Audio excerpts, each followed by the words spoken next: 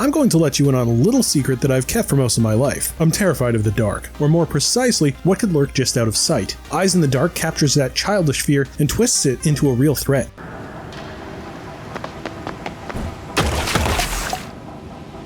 Victoria is a part of the illustrious Bloom family, specializing in science and technology. She goes on a trip to visit her grandfather and see the family mansion, and upon her arrival, she sees her grandfather's battle against some inky black creatures. Upon noticing her presence, he throws her a flashlight and he is dragged away. Now, Victoria must search the mansion and fend off the creatures to save her grandfather. The story of Eyes in the Dark is mainly conveyed in the style of a silent film. You will see characters' mouths move, and then see a text frame with dialogue. However, more traditional text bubbles are used in-game, which is fine as Victoria mostly talks to herself. In fact, outside of the starting hour of the game, Victoria only speaks to herself and makes guesses about what's happening. This allows for more natural storytelling as the player learns more about the mansion as Victoria discovers and confirms theories. I wish there were more characters for Victoria to talk to, but players will get a feel for her personality without character interactions. The gameplay is a mixture of a twin-stick shooter and platformer, using a flashlight as your primary source of damage. Each enemy releases sparks when taking damage, which acts as a currency for the player to use on customizations. This simple detail makes clearing a room out of all enemies beneficial for the player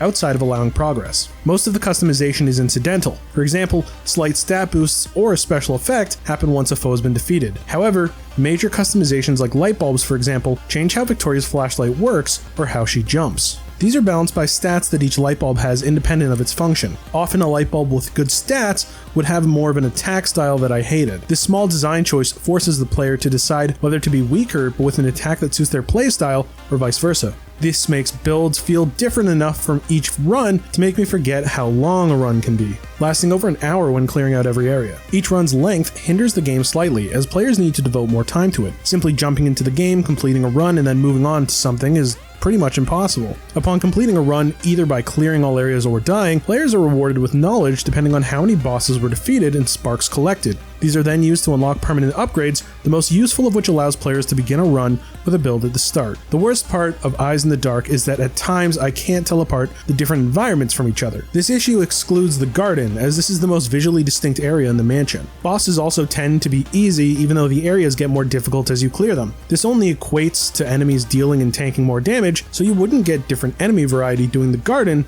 at the end rather than as the second area to explore.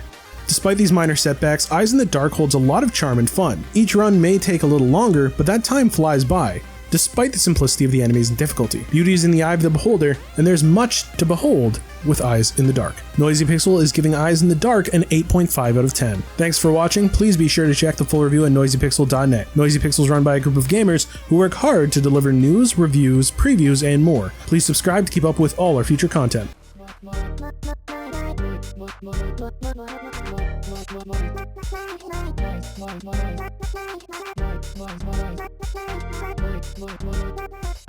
Noisy Pixel.